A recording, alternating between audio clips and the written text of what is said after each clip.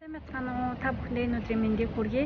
Өнөөдрийнхөө бичлэгээр онгоцны бодол дээрээс эхэлж байна. За 2-3 хоногийн өмнө би гинт Монгол руу явахаар шийдээд тэгээд билетийг ялц захиалаад тэгээд Тайпейгаас өчигдөр гараад өчигдөр шөнөдөө Хонконгд ирсэн байгаа. Тэгээд одоо 1 цагт дараагийн нислэгтэй тэгээд нислэгээ хүлээгээд байж байна. Бараг 2 жил гарan 3 жилийн дараа Монгол руу очиж байгаа болохоор амар сэтгэл тогтолтой байна. Гэрийнхэнтэйгээ уулзсан болохоор зөндөө их баяртай байна. Тэгээд энэ удаад болохоор төр зуур явж байгаа гэх юм уу, сар гарны хугацаатай яваад тэгээд буцаад 50 руу явна.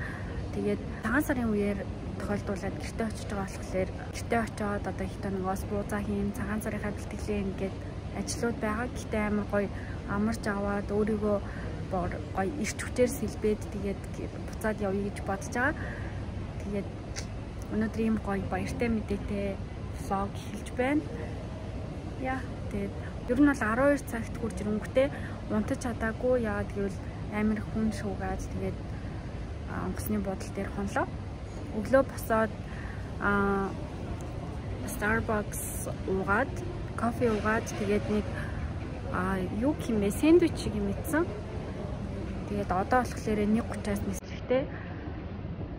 Тэгээд одоо гейт рүүгээ явна.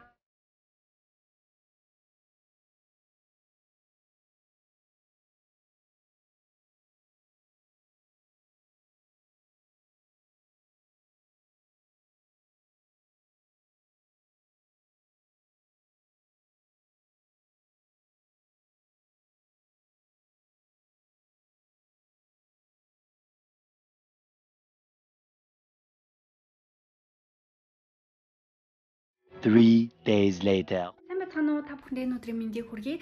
За энэ бичлэгний гарчигнаас харж байгаачлан та нар маань намайг Монгол ирснийг мэдсэн байх. Бас Монгол руу яаж ирсэн талаараа бахан хэмжээний бичлэгийг энэний өмнө ингээд залгаад оруулсан байгаа. За тэгээд Монголд ирээд одоо нэг 3-4 хонжийн сэтгэл гэх юм бол айгүй өндөр байна. Яагаад гинт Монголд ирсэн бэ гэхлээр би цагаан сарын үе тохиолдуулаад одоо гэрийнхэнтэйгээ ингээд ярьжсэн чинь гэрийнхэн маань ингээд амар догтлоод цагаан сараар ер нь бол хүрээдрүүл яасан бэ 3 жил ингээд гэртээ ирсэнгүй гэд тэгсэн. Тэгээд би бодож аваад за цагаан сараар гэртээ ирж сайхан байжгаад буцаад явъя даа гэж хэлээд тэг хүрээд ирсэн байгаа. Яг үүндээ бол миний ирэх хугацаа хараа болоогүй байсан. За тэгээд замдаа л амар догтлсон л доо очоод гэрийнхэнтэйгээ уулзсан. Тэгээд бас гой одоо Монгол бүтээгдэхүүнүүд идэн гэл нөгөө нэг ойрт ингээл гоё Монгол юмнууд идээг болохоор за амар сочглол за тийм мэднэ гэл тэгсэн чи яг хүрээд ирсэн чинь хөргөчөө онгоолгоод бас дэлгүүрээр явсан чи ингээд хүн чинь нүдэрээ цадчихдээ байна гэдэг шиг ингээд хараад тийм нэг цадсан мэдрэмж төрөөд тэгээ дээрээс нь бас явах болоогүй болохоор за тэгж байгаа идэ дөө за тэгж жаад болъё дөө гэд ерөөсөө тийм нэг хүсэл маань ингээд байхгүй болсон гэх юм уу. Гэхдээ ямар ч гэсэн хамгийн түрүүнд гоё чансан мах идмээр санагдсан. Тэрийг идсэн. Тэгээд баг одоо дэлгүүр ороод одоо жишээлбэл хар талах идмээр байсан гэдэг юм уу. Манай тэнд болохоор хар талах тэгээд хар будаа нөгөө гурвалжин будаа байдаг шүү дээ. Тэгээл чансан мах идмэр гэдэг айгу ховор. Ер нь бол Монголын юмд ховор байдаг. Тэгээд тиймэрхүү зүйлүүдийг одоо эзэн муу эзнийг гихчээр ямар ч гэсэн гадаадд байдаг хүмүүс маань ерөнхийдөө миний одоо мэдрэмжийг мэдж байгаа гэж бодож байна. За тэгээ хамгийн түрүүнд хурж ирээд юу яасан? Хумсаа бодуулсан. Хумсаа болохоор би Instagram дээрээ нөгөө ямар хумсны газар сайн бэ гэд найзуудаас асуусан байхгүй юу? Яагаад гэвэл одоо бол хумсны салонууд айгүй үнэтэй болсон байгаа штэ. Урд нь бол нэг 20 мянга байдаг гэсэн бол одоо гайгүй газрууд нь 40 50 гэдэг болсон. Тэгээд би өмнө нь Монголд байдаг байхдаа хэд удаа фейлдчихсэн байхгүй юу? 7 хоноод ч юм уу 10 хоноод нөгөө нэг газараасаа ингээл хуулраад эхэлдэг. Ганц хумс нь хууларж яхаар гээл бүгднийг ингээл хуулаад авчдаг ч юм уу те. Тэгээд энэ удаад болохоор жоохон ядаж явтлаа. Нэг сар ингээд байх газрыг сонгомоор санагдсан. Oh Beauty Zone гэдэг нэг газар байсан. Тэр нь болохоор Twin Tower-ын 2 давхартайсан. Тэгээд тэр газар очиод орчин сайтай айгу дайггүй санагдсан. Тэгээд өөрийнхөө хүссэн бодолтыг хийлгээд Instagram руу норонгуудаа зургийг нь харж агаад очиод тэрүүгээр бодуулыг хүссэн бодолтоо хийлгсэн. За тэгээд хамгийн миний хумсны зураг за энд харуулчих би Instagram дээр бас story хийсэн байгаа. Тэгээд энэ туулын надад айгүй хөөрхөн санагдсан. Тэгээд бэлгийн юм өөрсдөө наахгүйгээр бүгднийг өөрсдөө бүтээлчээр хандаж бүгдээрээ гараар бүгднийг хийдэг нь маш таалагдсан. Хумсыг бараг 2 цаг будсан баха. Тэгээ айгүй гоё үйлчлэгээтэй газар байсан. Хэрвээ л үнэхээр сарын дотор миний хумс хуурчихгүй бол явахаасаа өмнө юм уу дахиад очиж үйлчлүүлнэ гэж бодож байгаа. За тэгээ хумсаа бодуулсныхаа араас бас нүүрний одоо массажинд орсон. За 2-3 хоногт иймэрхүү л юмнууд ерөнхийдөө амжуулсан. Тэгээд цагаан сарын дараа жоохон эрүүл мэндэд анхаараад эмнэлэг твтэх ч юм уу янз бүрийн бүхтэн биений одоо шинжилгээ өгөх тийм зорилготой санаатай байгаа. Өнөөдөр болохоор манайх бууза хийх гэж юм өдөр манай буузны хамхыг татцсан. Тэгээд ороо бид нар сууж байгаа бууза хийн.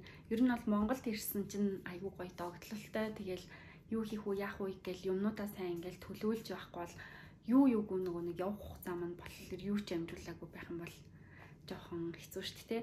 Би та нартаа нэг нууц авьяас гэх юм уу өмнө нь хийдэг байсан нэг бизнесээ та нартаа сонирхуулъя гэж бодсон. Бизнес гэжтэй бизнес би хоббигоо бизнес болгосон гэх юм уу.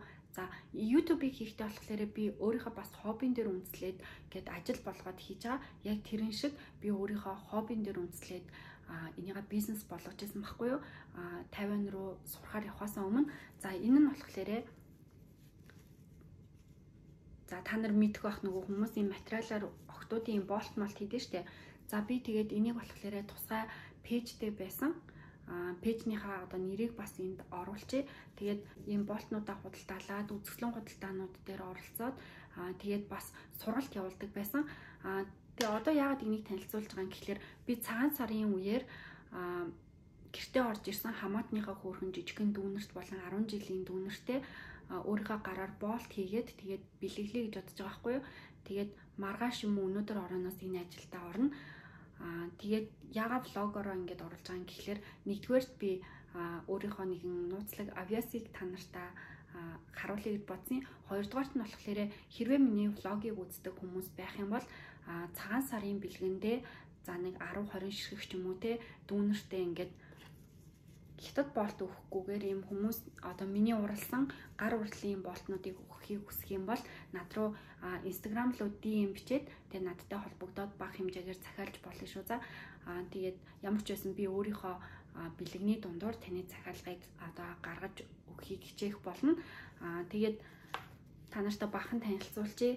Одоо энэ нь болохоор ингээд 10 жилийн хүүхдүүд болон цэцэрлэгийн хүүхдүүд ингээд томоор нь энэ дээрээ ингээд зүүчих зориулттай. За тэгээд энэ жижигхэн пад нь болохоор жоохон цэцэрлэгийн хүүхдүүд бас ингээд зүүчих зориулттай. За ямар ч хэмжээгээр ер нь бол гаргаж болно л доо. Тэгээд энэ болохоор айгүй хөөрхөн байгаа. За 10 жилийн хүүхдүүд 10-11 дугаар ангийн хүүхд ч хамаагүй ингээд форм дээрээ ингээд зүүчих зориулттай. За тэгээд иймэрхүү болттой болон ганц ийм 2 ширхэг эсвэл ганц ийм ширхэг ч гэсэн уутанд хийгээд өгөхөд айгүй хөөрхөн харагддаг. Тэгээд өнөөдөр ороо би болтнуудыг дүүнертаа зориулаад хий гэж бодож байгаа. Тэгээд та нар хүсэх юм бол над руу DM бичээд өөрийнхөө хүссэн загварыг бас над руу явуулж олно. Хэрвээ би боломжтой байх юм бол яг тэрийг чинь хийгээд өгнө. Надаа бас бараг 20-30-аад төрлийн ийм материалууд байгаа байхгүй юу? Тэрэн дээрээсээ үндэслээд та нартаа одоо захиалгыг хүссэн хүндээ харуулад тэгээд бас захиалгаа авч болно шүү за. Цагаан сар гэлтгүү зүгээр хүүхдтэй охиндоо дүүдээ авах гэж байгаа бол бас цагаан сарын дараа ч гэсэн бага хэмжээний өөрийнхөө завар бас хийж өгч болно шүү за. Тэгээд өөр сонин гэх юм бол явахаас өмнө найзуудтайгаа уулзна гэж бодож байгаа. Одоогоор хараахан уулзаж амжиж эхлэегүй байна. Манай найзууд бүгдээрээ гэр бүлтэй болцсон. Зарим нь бас ээж аавдаа туслаад цагаан сарынхаа бэлтгэлийг хангаж байгаа ч гэдэг юм уу те. Эсвэл хөдөө явцсан ч гэдэг юм уу, тиймэрхүү завгүй байгаа. Тэгээд цагаан сарын дараанаас ер нь бол найзуудтайгаа уулзаж эхэлнэ гэж бодож байгаа.